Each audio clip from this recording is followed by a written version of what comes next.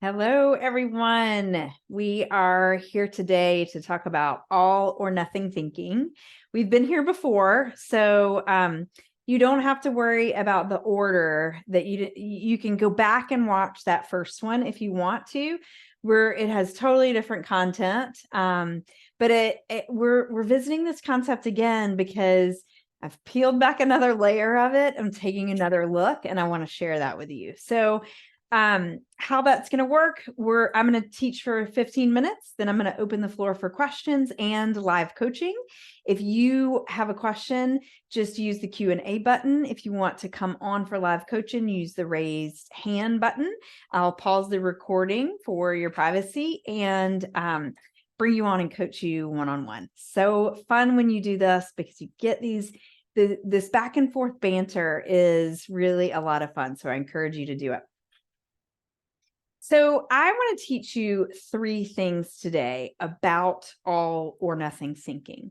Number 1 is just identifying it, because there's some really obvious ways, but there's some really sneaky ways that it comes in as well. So I just want to talk about how to identify it. Number 2, I want to talk with you about how you're talking to yourself when you're in it and when you realize it's happening. So how that self-talk around all or nothing thinking is really important, and around all of it. How you talk to yourself is huge. So then number 3, I'm going to give perspective on how you can think about why this is happening and what you can gain from it when it is happening. So it's a little bit of different perspective on how to still love yourself in what you may identify as kind of a negative pattern, typically. So as you're listening, if you're seeing these patterns in your life, I encourage you to come and do a consultation with me. Coaching can really offer you identifying your specific obstacles and creating your specific solutions. It's a lot of fun to really open those gates and get to your specifics. So I'd love to do that with you. You can either type that in the Q&A if you're on live, or if you're watching this recording, you can go to the calendar link on my profile. So I will look forward to that. So identifying, start with the obvious because it's obvious. All or nothing thinking. What does that look like? It's when, for instance, if you have a food protocol and you say, I'm going to go all in, I'm going to be good, it's going to be amazing, it's going to solve this huge challenge that I'm having, and it means so much to me that I'm going to do it perfectly. So you go all in. I'm all. Although we all know life is not perfect. Perfection is not actually what we're striving for. So then you get off the protocol, which I want you to notice is just a little bit south of all in. You eat one food that's off, but then you decide to just totally go off the rails. Since I've eaten something that's off protocol, I'm just bagging the protocol. I'm going to go all in on eating everything that's off the protocol. So I want you to notice that even though you pendulum swing from I'm all in on the protocol to the nothing, I'm all out, you're still putting a lot of energy. You're still all in to the all out. So that's sort of sneaky too. But you can see that. That's easy to see from the outside. Oh, all in, nothing. Protocol dismissed. You can also see it as like a business idea. I've got this side business and I'm going to explore it. I'm going to put in all this time. It's going to become my new baby. I don't have time to work out. I don't have time to food prep. I don't have time to spend with my friends. I can't read this book to my kid. I've got to go all in on this thing to get it off the ground. There's no balance in life. Or on the other side of that, I've got this new business idea for a side business. I don't have X amount of hours, whatever you're deeming is the magic number in your mind. So I don't have time to do it. I'm not even going to explore it. Nothing, right? All or nothing is those extreme ends of the spectrum, that pendulum swing. So, what are the sneaky ones? This is one that happened to me this week, which is truly why we're here talking about this right now. I made a schedule. As many of you know, I am working on the goal of creating a schedule I cannot wait to show up for. So, in that scheduling, I sat down at my designated time to do it, and I didn't finish it. So, I showed up for myself, amazing. But in the time I had allotted, I had to go do something else. It wasn't finished. So around Wednesday, I noticed, gosh, I'm feeling so scattered. I don't even, what is happening with me this week? So I did a little bit of looking at what is happening with me this week. And I noticed I had not checked in with the schedule that I made, not even once.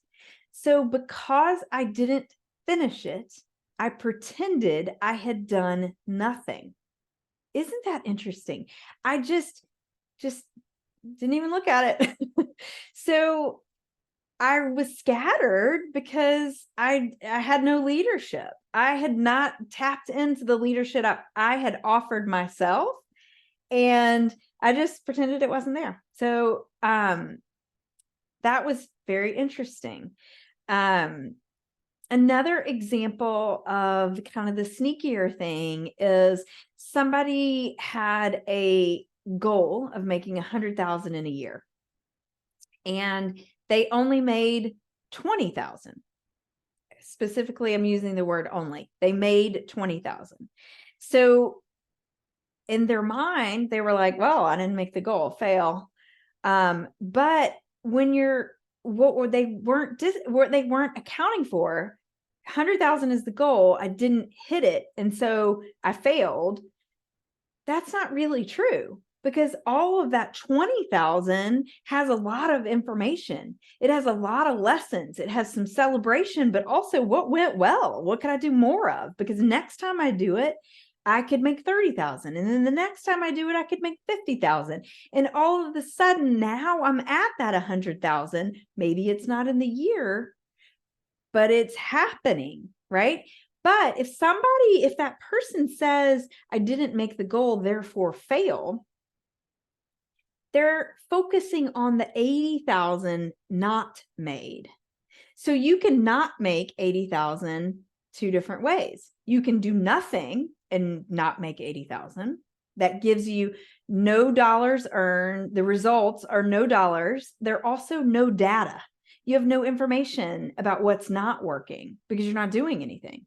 You can also not make 80,000 by trying 15 different things that didn't work, right? That didn't produce the result of dollars. But what they do produce is results of information. This didn't work. Let me get feedback from the people that, were a part of it. Why didn't it work?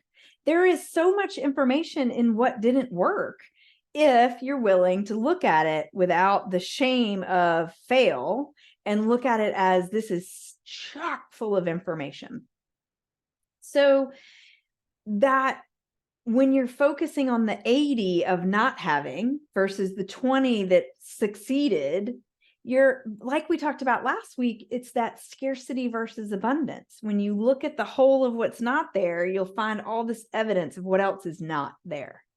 When you look at the 20 of what happened and you celebrate and you learn from that, then you keep finding things that are happening. You keep learning ways to apply the same thing over and over again and get hopefully the same results of having.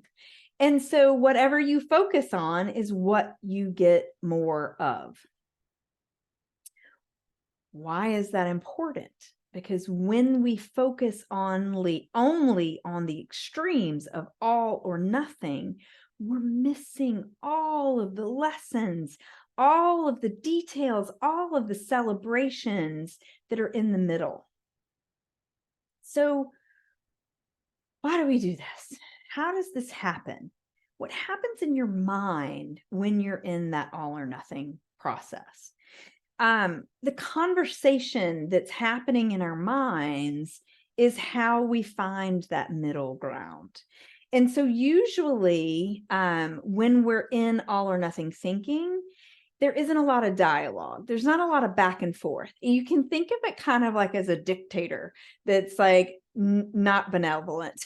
The like oppressive dictator that's like, you're going to do these rules or else you're going to jail, or this is going to solve that problem. You've got to do it exactly.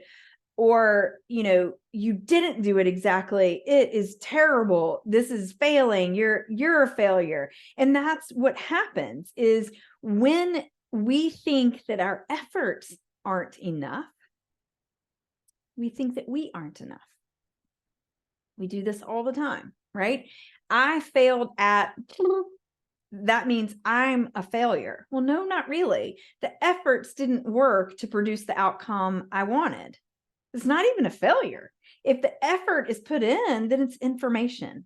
So when we look at ourselves as a definition of our actions, then we're looking for validation for ourselves in our actions. We're looking at validation for ourselves in the all, where we get to think that we're good if we're all in. But then when we're nothing over here, then we're just garbage, right? We start to think that personally, I'm not okay. I'm not enough because I'm over here in this side of it. When neither is true. Our actions don't validate us as humans. We are valid. We are here. We are worthy. Nothing we do or don't do is going to make us any less lovable, less able to be here and a part of this human experience. We are all valid because we're here. We're valid, period. So when we use these pendulum swings, these extremes, it gets a little messy in here. So going back to the dictator, going back to the conversation, you can change that overarching dictatorness with a conversation. You can change that by asking questions. And so what questions do you start to ask? Something that's helpful when you're looking for the details in the middle. What is your baseline? It's easy for us when we set goals to know what our winning point is. When we reach the goal, we're winning, right? We know we can celebrate winning when we reach the goal, and that seems very clear. But what tends to not be clear is, when are we not winning? And setting baselines allows us to be able to evaluate that without judging ourselves. So if I say, what am I going to do regarding this goal? I have a goal. What's the worst case scenario? What do I want to hold myself accountable to on my very worst day? I'm sick. So say I have a fitness goal of moving 5 times a week. But then I break my foot, or I have a stomach virus, and I don't feel like moving. My baseline might be a breathing exercise.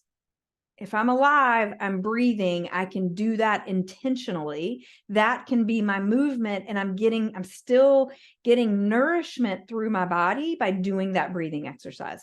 So maybe my baseline is, if I'm not going to sweat, whatever your version of movement is, then I'm going to at least baseline do a breathing exercise. Then if you notice you're not hitting your baseline, then you can say, oh, I need to adjust something. Either I need to adjust the actions that make my baseline available. It's not approachable to me somehow. If I'm not doing it, there's some reason I'm not. Or I need to say, maybe I set the bar too high and I'm not, for very valid reasons. And where do I want to recalibrate that? But when I set the baseline, I can say, okay, this isn't working. What do I need to change? And now all of a sudden, it's not I'm a failure. It's I need to adjust something. Can you see how that's in the middle? There's not a lot of shame in I need to adjust something. But when you're failing, when you're nothing, then shame's pretty prevalent, right? So That's a question that you can ask yourself. What is my baseline? Another question that you can ask is, at what point am I willing to celebrate and evaluate what I can learn from what's doing well? I know that I've got this goal of here's the high end of it, here's done and done, but along the way, I'm going to want to be celebrating what's going well. When am I going to do that? How do I want to do that? What is that going to look like? What are the increments? You can also open dialogue with how you're feeling. So for me this week, it was, I'm feeling scattered. Why am I feeling scattered? Where is my energy going? Where did I intend for it to go? Oh, I haven't gone anywhere near that. That's interesting. I can be shameful about it, or I can just think, oh, that's interesting. It turns out I never even looked at my schedule. What's the next step that feels clear? So when I'm scattered, what's most important to me today? What's the priority for today? And then I can start creating those details that take me forward. Another feeling is I'm distracted. Interesting. Well, distraction often is a way that is a tool we use to avoid things, right? Oh, I'm going to just check my email for the 8,000th time. Distractions, what is the larger task? Why might I be avoiding it? Why might it be more comfortable for me to avoid rather than getting into this task? So you're just getting into the dialogue. You're just asking yourself questions, because what happens with the dictator is often we're kind of like the wide-eyed child, just believing anything that they're saying, right? It's like, oh, you're telling me I'm a failure. Okay, I believe you. That feels terrible, right? But when you're asking questions, then you find the nuances, then you find the details, then you get to make decisions off of those answers. You get to tap into your own creativity. You get to tap into your own solutions. That's amazing. That's when you start to really open into, I've got all the answers I need, and I can find support in all these different ways also. So the dialogue is a way of bringing our judgments to neutral. On the extremes, we got a lot of judgments about what those mean. When we bring those into a dialogue, they become neutral. They become less emotionally charged. And that is a better place from which to take action. That neutral charge is going to get you a lot farther than these extremes will get you. So we often villainize patterns that we see, like all or nothing thinking is kind of a pattern of thinking, right? We think I'm sabotaging, therefore I'm bad. I'm doing it wrong. I'm wrong. But I want to give you a different perspective on why this happens. So when we think of the dictator voice in our heads as oppressive, then often we hide. We go underground, or we try to please, or we try to rebel. And that takes a lot of energy, right? That takes a lot of, it's not necessarily moving us forward. We're just, we're reacting to this voice, this dictator. But when we consider that the dictator is offering us something, then we can begin to say, what are you offering me? A dictator is also offering leadership. They're taking charge. They're offering guidance. Those we can see as positive, right? Oppression, I don't see as positive, right? I'm hiding from that. Where are my true colors there? Nowhere. But when I'm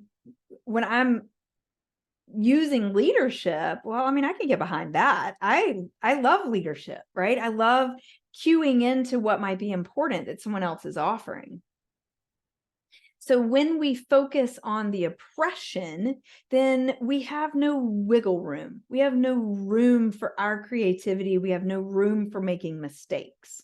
But when we focus on the offering, then we can tap into our creativity. We tap into the dialogue. We get to fill in some of those gaps with what is in our own knowing, right? In our own intuition. That's exciting. Then we get to find the celebrations. Then we get to find the learning. Then we get to make these definitions of where our baselines and where we want to be. That's amazing. So when we see the offering of leadership, we can see the borders. And then we get to fill in the gaps. It's not oppression. You don't have to be a certain way. You've just got some guidelines. You've got some bumpers maybe to go through. And then you get to define how you're going down the lane. So when your brain offers you all or nothing thinking, you can ask yourself, what is the leadership I'm looking for right now?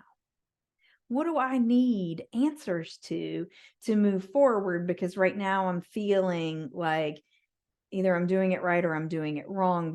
But I mean, let's be real. We can't all do it right all the time. And so if taking a step off of perfect is not okay, then it's going to swing us to nothing. And we're going to find ourselves in that negative spot. So just to recap, all or nothing thinking can be blatantly obvious or it can be a little sneaky. And we use it, it comes into play when we are looking to validate ourselves through our actions. And usually what we're doing is invalidating ourselves by what's not going well. Number two, we can build the skill of dialogue in our own minds. We can build the skill of asking questions with curiosity instead of with judgment. You're doing it wrong, versus, that didn't go exactly to plan. What went well? What didn't? Dialogue, right? I'm getting to play with the information a little bit. And learn a little bit about myself. Isn't that interesting? That's what dialogue creates. You learn when you're in dialogue with someone else, you learn about them. You understand them deeper. So we get to understand ourselves deeper. That's a gift. And then your brain is always offering you something. So you can look at that as like the dictator if you're only taking that information, but you can also look at that as a leader. What are you offering me right now? What leadership can I gain from you? Because I notice I'm in this situation. So I'm a little over 15 minutes. Thank you for being here. What questions do you have? Where do you notice this in your life? What are you facing with all or nothing? Where do you find yourself in the extremes? Okay, I get lost in the negativity of the nothing, and I feel like I can't get out of that. That happens, right? We sort of get into spirals sometimes. And so the way that I can offer you when you feel stuck in the nothing is see it. Hey, I'm stuck in the nothing. Journaling can help. Just give your voice to the nothing. What does this look like for me? What is the nothing? Let all of it out, because it's kind of like a monster that we're afraid of in the dark.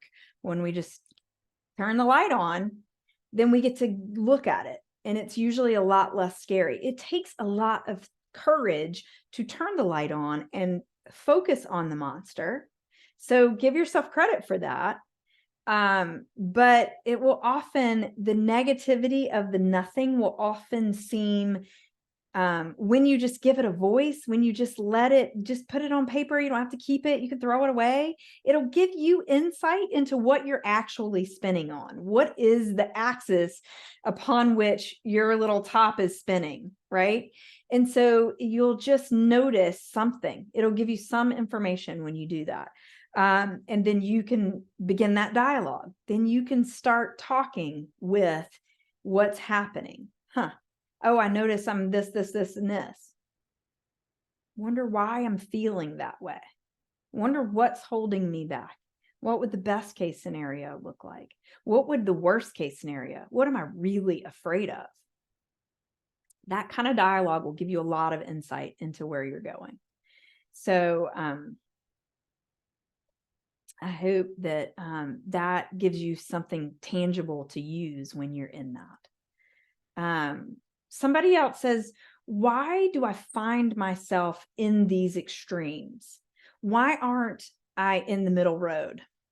It's an interesting question. It's kind of ironic, right? Because it is actually in the extremes.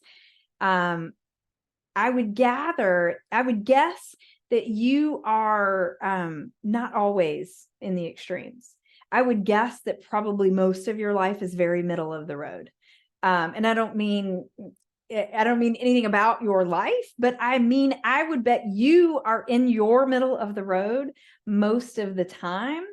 But it's like a kid that isn't getting the attention that they want, so they turn to negative action to get attention. They're going to get their attention. They are getting some attention, but sometimes it gets painful, right? Because they demand it in negative ways. So what you're seeing is the really loud part. You're probably in the middle of the road a lot. And so, but the extremes are very loud because the emotions are more painful. Shame is way more painful than that went well. Okay. And that's natural because our survival brains aren't like that banana nourished you. Okay. But, oh, that berry from this bush will kill you. It's way more, that's a higher alert, right? So that's why our brains are always looking for the negative. It's natural, but it doesn't have to be that way all the time. We can be intentional. And so what I would offer you as a tactical thing to do is start looking for the ways that you are in the middle of the road. Start looking for the ways that you're like, oh, this is going decently, and start creating the evidence for yourself from yourself that you're okay. You're doing it right. You're doing well. You're learning things and discarding things. And, oh, that tasted good. Let me have another bite. Oh, that tasted terrible. Maybe I overcooked it. You're learning, you're assessing a lot of times in your life. So start to pay attention to start finding that more. Something that offers is also back to that curiosity over judgment, right? When you're curious about it, when you're finding that the middle road, you're curious about what's working versus the judgment of it's not or it is. So you can, like I said with the example before, if you are finding yourself in those extremes, definitely journal about that, but also journal about the other side of where am I doing all right? Yeah. Thank you for being here today. I would love for you to come. If you haven't had coaching for me before, I would love to offer you a free consultation just to look at what coaching can be like for you. It has changed my life in so many ways. And the schedule went from what would normally have been a shameful thing for me this week to, that's interesting. How can I change what I'm doing? That allows me to lay my head on the pillow in a much more loving way. And that little bit of love, those are like micro boosts instead of microaggressions. They go a long, long way. All right. I can't wait to see you next week. Thank you so much.